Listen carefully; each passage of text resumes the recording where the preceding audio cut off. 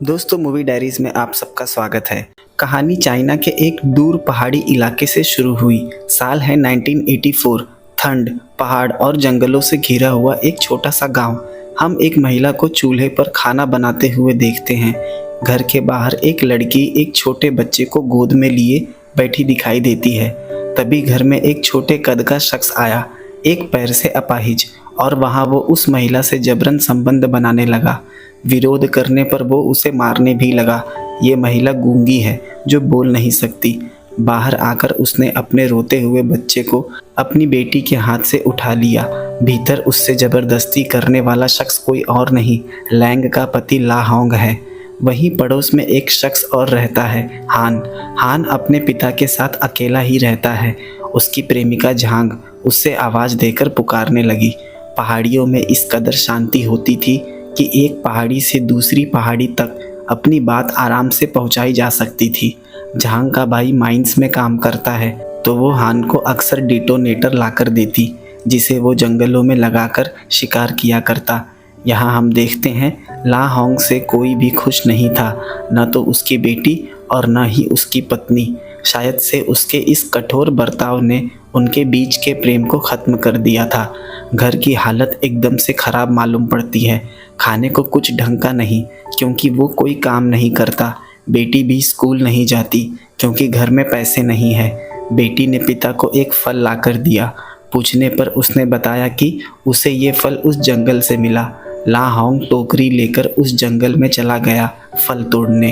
तभी एक धमाके के साथ एक चिल्लाने की आवाज़ आई। हान जंगल से लौट ही रहा था कि उसने चिल्लाने की आवाज़ सुनी और वहीं रुक गया। गांव में हर किसी ने उस धमाके की आवाज़ सुनी।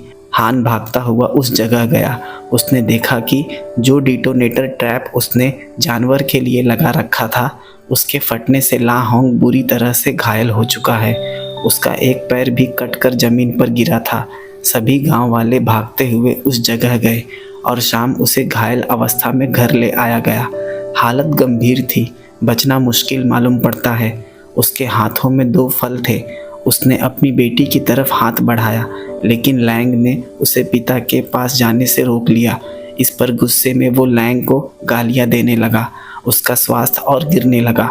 हान का पिता अपने बेटे को गुस्से भरी नज़र से देखने लगा, क्योंकि ये सब उसकी वजह से ही हुआ। हम देखते हैं रात ही वो मर चुका। हर कोई वहाँ हान को दोषी ठहराने लगा, क्योंकि उसके लगाए गए डिटोनेटर से ही उसकी जान गई। भले ही ला होंग अपनी पत्नी लैंग को सताता था, लेकिन उसके जाने से उसकी आंखें नम हो गई और आंख से झरझर आंसू बहने लगे। लैंग ने सभी को घर से बाहर निकाल दिया। उसके बाद उसने चादर से उस लाश को ढक दिया, क्योंकि मरने के बाद भी उसकी लाश लैंग को डराती है। गांव के लोग ला होंग को भिखारी कहकर बुलाते, क्योंकि वो कुछ महीनों पहले ही अपने परिवार के साथ इस गांव में आया था। वो किसी दूसरी जगह से पलायन करने इस गांव में आए थे। गांव के सभी लोग रात बैठ इस मसले का हल निकालने लगे। क्या इसे बाहर जाकर पुलिस में रिपोर्ट करें या यहीं कॉम्पनसेशन देकर मामला सेटल कर ले, क्योंकि इस घटना को बाहर रिपोर्ट करने से इस गांव का नाम खराब होगा। गांव वालों को लगता है कि वैसे भी वो था तो एक भिखारी, कुछ कमाता धमाता तो नहीं, इसलिए अगर हान मुआवजे के तौर पर उसके परिवार को कुछ पैसे दे दे तो मामला सेटल हो जाएगा। हान का पिता गुस्से से पागल कि उसके बेटे की एक गलती ने एक बसा बसाया घर उजाड़ दिया। जी तो करता है बेटे को बहुत मारे, लेकिन गांव के लोगों ने उसे रोक लिया कि इससे कोई हल नहीं निकलेगा। रात ही 2 गांव के हेड लैंग के घर गए। वहां उन्होंने उससे कॉम्पनसेशन के लिए बात की और लैंग भी मान गई। दूसरे दिन ला होंग की लाश को ताबूत में रख ले जाया जाने लगा, लेकिन लैंग के चेहरे पर कोई दुख नहीं, न खुशी न दुख। कुछ लोगों को लगता है पति के सदमे में कहीं पागल तो नहीं हो गई। जब गांव के लोग उसे दफनाने लगे तो वहीं खड़ी लैंग एकदम से बैठ गई और उस ताबूत को पत्थर मारने लगी। ये वही शख्स है जो उसे हर रोज़ प्रताड़ित करता था, उसे बेहिसाब मारता और किसी से बता भी नहीं पाती थी, बस अपने आंसुओं को पी जाती। आज सारा समेटा हुआ दर्द बाहर आ गया। लोगों ने उसे पकड़ लिया। लोग उसकी इस हालत पर तरस खाने लगे। जब लैंग ने उस गांव के लोगों को दुखी होते हुए देखा तो उसकी हंसी छूट गई। लोगों के उदास चेहरे देख वो मन ही मन हंसने लगी कि कितने मासूम हैं ये लोग जो उसके दिल का हाल नहीं समझ पा रहे। दूसरे दिन पंचायत बैठी ताकि इस मामले को सेटल किया जा सके। उन्होंने कॉम्पनसेशन देने के लिए कहा, लेकिन उसे हान से कोई भी कॉम्पनसेशन नहीं चाहिए और ना ही वो चाहती है कि हान जेल जाए। इसलिए उन्होंने फैसला सुनाया कि जब तक वो कॉम्पनसेशन लेने के लिए नहीं मान जाती तब तक हान को उसके परिवार की देखभाल करनी होगी। उन्हें दिन भर में 3 टाइम का खाना देना होगा। उन दोनों को एक कॉन्ट्रैक्ट पेपर दे दिया गया, लेकिन हान इस फैसले से खुश नहीं। इस तरह से तो वो ज़िंदगी भर की गुलामी में फंस जाएगा। लैंग वहाँ से चली गई। रात हान ने देखा कि लैंग अपने घर से बिस्तर और कपड़े निकालकर जला रही है जिस पर उसका पति सोया करता था। वो उसकी एक भी निशानी को नहीं रखना चाहती। हान ने वो कॉन्ट्रैक्ट पेपर भी उसी आग में फेंक दिया और उसने ताने भरे अंदाज में कहा कि अपने घर को भी इस आग में जला दो ताकि मैं तुम्हें नया घर दिला सकूं। लैंग बस सुनती रही। कुछ कहना भी चाहती तो नहीं कह पाती क्योंकि उसने तो कुछ मांगा भी नहीं। गांव वालों ने ही उसे मारा, उन्होंने ही दफनाया और उन्होंने ही फैसला भी सुनाया। उसकी तो इसमें जरा सी भी भागीदारी नहीं। हमने हान को देखा। सारी रात सोचते सोचते ही सुबह हो गई। वो बिस्तर से उठ कॉन्ट्रैक्ट के मुताबिक फल और सब्जियां लेकर लैंग के घर पर गया। घर में जो भी सड़ा गला था उसे लाकर बाहर फेंक दिया क्योंकि ये इंसानों के खाने लायक बिल्कुल भी नहीं। खाना पकाने के लिए उसने लकड़ियाँ भी काट दी। लैंग उसे देखने लगी क्योंकि उसके लिए ये सब किसी सपने जैसा था, मानो जैसे हान घर में एक पुरुष की कमी को पूरा करता हो। रात हान का पिता घर में आया। उसने कहा कि तुम्हें 20,000 युआन कहीं से लाने ही होंगे। पिता ने कहा कि अपनी प्रेमिका कीन हुआ से पैसे मांग कर ले आओ। उसका भाई माइंस में काम करता है तो वो तुम्हें पैसे दे देगी। जब हान ने ऐसा करने से मना किया तो पिता गुस्से में उस पर चिल्लाने लगा। सुबह लैंग की बेटी उसके घर पर आई और उसे खाने पर बुलाया। हान उसके घर गया, लेकिन घर की हालत देख उसकी इच्छा नहीं हो रही खाने की। लेकिन उसने जब लैंग का चेहरा देखा तो खाना खा लिया ताकि उसे इस बात का बुरा ना लगे कि हान उसकी मदद किसी दबाव में आकर कर रहा है। दूसरे दिन वो अपनी प्रेमिका कीन हुआ से पैसे मांगने गया, लेकिन उसने पैसे देने से मना कर दिया और गीला कपड़ा उठाकर हान के मुंह पर मार दिया। वो गुस्से में वहाँ से निकल गया। गांव से गुजरती हुई महिलाओं की बातें लैंग को काफ़ी ज़्यादा चोट पहुँचाती। कुछ कहती कि वो गूंगी होने का ढोंग करती है। उसमें से कुछ को तो ये भी पता था कि ला होंग उसे प्रताड़ित किया करता था। वो पति की कब्र पर गई। सोचने लगी कि क्या वो कभी इस शख्स को माफ़ कर पाएगी। ये तो मर कर चला गया, पर लैंग आज़ाद होकर भी कैद मालूम पड़ती है। पुरानी यादों के जाल से वो आज़ाद नहीं हो पा रही। वो उस कब्र के चक्कर लगाते हुए बस उसके द्वारा दी गई यातनाओं को याद करती कि आखिर क्यों वो इतना निर्दयी और क्रूर था। उसे वो दिन याद आने लगा जब वो इस गांव में पहली बार आई थी। उस टूटे हुए मकान में अपना घर बसाया था। हान ने उन्हें देखा तो उनके लिए खाना लेकर गया। इस पर ला होंग गुस्से में लैंग को ही मारने लगा कि उसने उस शख्स के हाथों से खाना क्यों लिया। अगर उसने दोबारा उससे बात करी तो वो उसे जान से मार देगा। जब हान ने उसे रोकने की कोशिश की तो ला होंग उसे भी मारने की धमकी देने लगा क्योंकि ये उसका घरेलू मामला है। कहानी प्रेजेंट में आ गई। लैंग अब भी वहीं खड़ी एक गहरे सोच में डूबी। न जाने कब इन ख्यालों का तूफान शांत होगा। हम देखते हैं जब हान काम कर रहा होता है तो समय बिताने के लिए लैंग उसके पास चली जाती। उसे हान का साथ अच्छा लगता। वैसे भी ला होंग था तो उसे घर से भी नहीं निकलने देता। भला हो हान का जिसने उसे ऐसे शैतान से मुक्त कर दिया। अनजाने में ही सही, पर वो आज़ाद हो गई। हान ने उसके घर की साफ सफाई कर उसके घर की खिड़कियां भी ठीक कर दी। जितना भी हो सकता था वो हर हाल में उतनी मदद कर देता और वो उसके बच्चों के साथ समय भी बिताता। रात लैंग घर से बाहर निकली। आज की रात बाकी रातों से बिल्कुल अलग मालूम पड़ती है। चेहरे पर एक चमक और एक नयापन साफ दिखाई देता है। वो अपने हाथ में थाली लेकर जोर जोर से पीटने लगी। उसका शोर पहाड़ों में गूंजने लगा, मानो जैसे उसके जीवन का सूरज आज रात ही उगा हो। इसी के साथ उसने अपनी आज़ादी का ऐलान भी कर दिया। सुबह वो खेतों में हान को काम करते हुए देखने लगी। खेतों की लंबी झाड़ियों में वो खो गई और डर कर यहाँ वहाँ भागने लगी। उसे कुछ पुराने दृश्य दिखाई देने लगे। एक छोटी लड़की दिखाई देती है, भीड़ में घबराई हुई, कोई उसकी मदद नहीं कर रहा। तभी वहाँ हान गया और लैंग डरकर उसके गले लग गई। बिना कुछ कहे ही वो अपने मन के भाव को आसानी से व्यक्त कर देती। हान भी अब उसके और करीब जाने लगा था। वो सवालों भरा चेहरा, वो आंखें जो भीतर लाखों दर्द समेटे हुए हैं, उसे अपनी तरफ खींचती है। गांव के मंच पर कोई नट खेल चल रहा था। दोनों साथ बैठे उस नज़ारे का आनंद ले रहे थे और दूर खड़ी हान की प्रेमिका झांग ईर्ष्या की आंख में जलने लगी। झांग भी एक विधवा है, लेकिन चरित्र से ठीक नहीं, इसलिए हान का पिता उस महिला को जरा भी पसंद नहीं करता। सुबह हमने देखा लैंग ने बक्से में एक शर्ट रखी हुई है, जिसे देख उसकी आंखें नम हो गई। यहाँ हमें कुछ साफ पता नहीं चल पाता कि आखिर ऐसा क्या खास है इस चीज़ में। दूसरे दिन हान का पिता उसके लिए एक रिश्ता ढूंढ कर ले आया, एक विधवा महिला जिसका एक बेटा भी है। अगर हान उस महिला से शादी कर लेगा तो वो उसे दहेज में 20,000 युआन दे देंगे और ये पैसे लैंग को देकर वो आज़ाद हो सकता है। लैंग बाहर खड़ी ये सब सुन रही थी।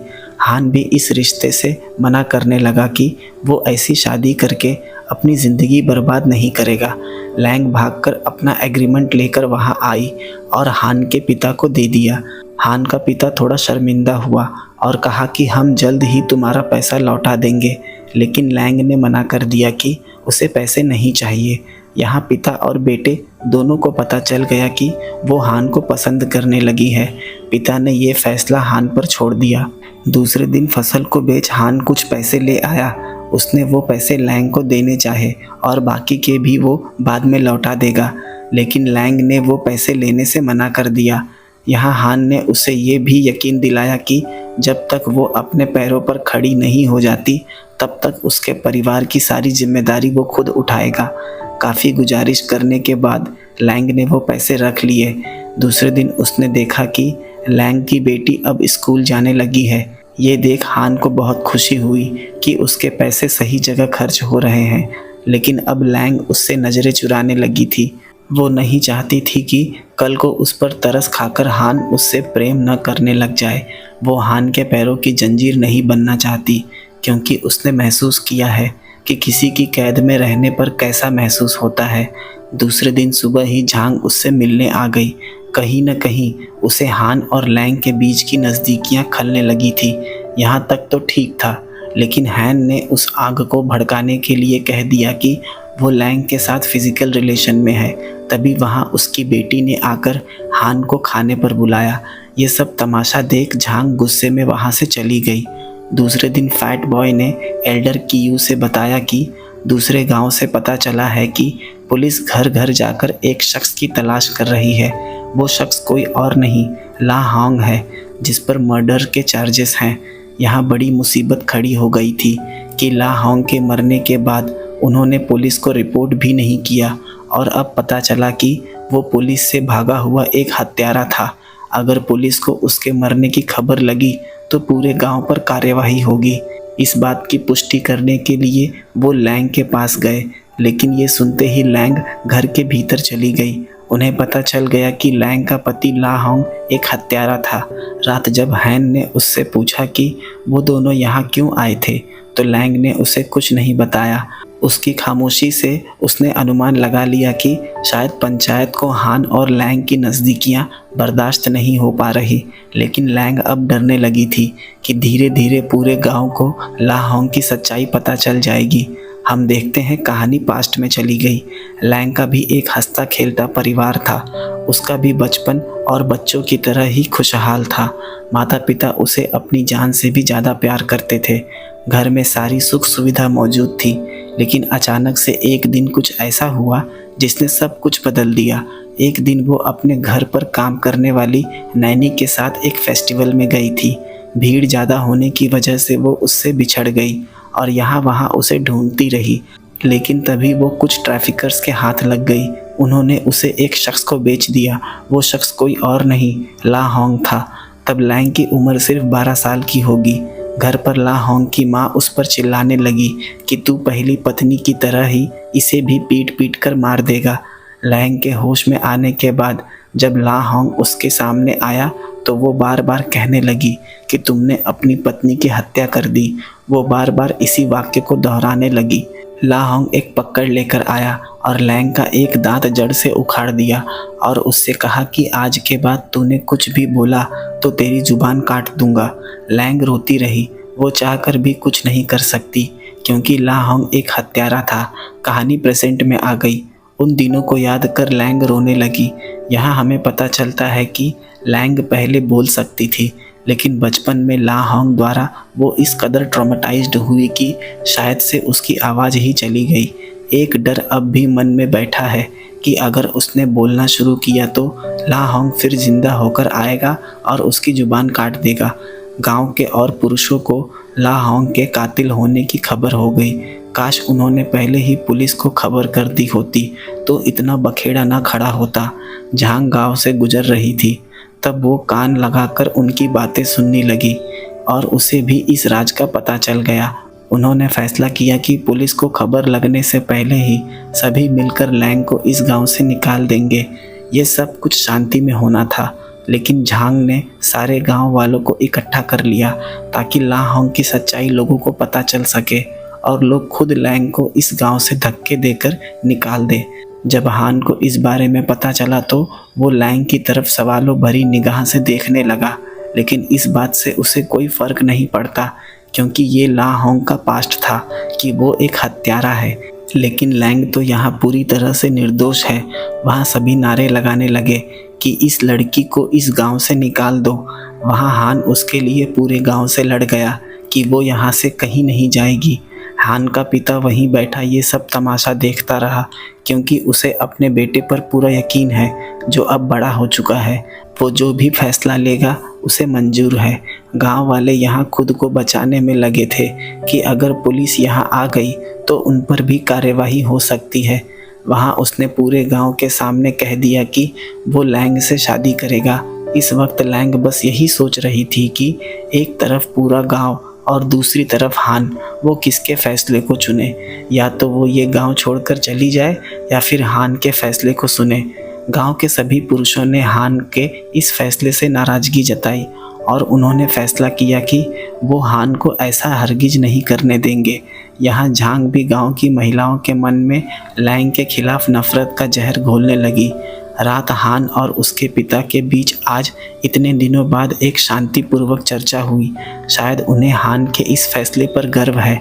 उन्होंने कभी भी लैंग का विरोध नहीं किया, बल्कि उसे अपनी ही बेटी की तरह ही समझा। हान ने फैसला कर लिया कि वो पुलिस के पास जाकर अपना जुल्म कबूल कर लेगा। उसने लैंग को उसका यही इंतज़ार करने को कहा जब तक कि वो जेल से वापस नहीं आ जाता। तब तक हान के पिता उसके पूरे परिवार को संभाल लेंगे और जब हान सज़ा काट कर आएगा तो दोनों साथ रहेंगे। उसकी ये बातें सुन लैंग काफ़ी भावुक हो गई और खुद को ही थप्पड़ मारने लगी। लेकिन सुबह ही झांग गांव की महिलाओं को लेकर लैंग के घर के बाहर आ गई और उन्होंने उसे घर से घसीट कर बाहर निकाला और उसे बहुत मारा। जब हान उसे बचाने गया तो गांव वालों ने उसे पकड़ लिया क्योंकि वो चाहते थे कि अगर कोई इस गांव से बाहर जाएगा तो वो लैंग है। वो नहीं चाहते कि हान पुलिस के पास जाकर खुद को सरेंडर करे। किसी तरह गांव वालों से छूटकर उसने लैंग को बचाया। पूरा गांव उनकी जान का दुश्मन बन गया। तभी लोगों ने पुलिस की गाड़ी का सायरन सुना। ये कोई और नहीं, हान के पिता थे जिन्होंने पुलिस को सब जाकर सच बता दिया। पुलिस ने हान को अरेस्ट कर लिया। लैंग रोने लगी क्योंकि अब उसे सज़ा हो जाएगी। पुलिस ने क्राइम सीन की जांच शुरू करी। यहाँ लैंग ने पुलिस को एक नोट लिख कर दिया जिसमें साफ लिखा था कि ला होंग की हत्या किसी और ने नहीं बल्कि लैंग ने ही की थी, वो भी एक प्लानिंग के साथ। उस दिन ट्रैप को उसने पेड़ के नीचे लगा दिया था और उसने ही अपनी बेटी से कहकर उसे फल लाने जंगल में भेजा था और उसी ट्रैप में फंसकर एक धमाके से वो घायल हो गया।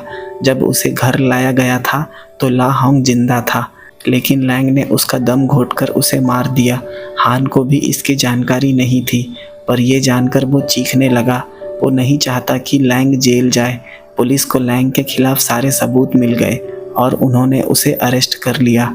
आखिरी बार उसने हान के पिता को अपने पास बुलाया और अपने बच्चों की जिम्मेदारी उन्हें सौंप दी। हान के पिता ने भी इस जिम्मेदारी को स्वीकार कर लिया और दोनों बच्चों को अपने घर लेकर चले गए। उसके बाद पुलिस लैंग को लेकर जाने लगी। हान पागलों की तरह गाड़ी के पीछे भागता रहा और देखते ही देखते वो आंखों से ओझल हो गई और कहानी इसी दृश्य के साथ ख़त्म हो गई। दोस्तों, अगर कहानी पसंद आई हो तो वीडियो को लाइक, शेयर और चैनल को सब्सक्राइब जरूर कर दें। दोस्तों, अगर मेरी वीडियोस आपको इन्फॉर्मेटिव लगती है तो वीडियो को हाइप ज़रूर कर दीजिए। आपका हाइप मेरी वीडियोस की रीच बढ़ा सकता है और ये मेरी अगली वीडियो के लिए मोटिवेशन भी होगा। मिलते हैं अगले वीडियो में एक नए एक्सप्लेनेशन के साथ।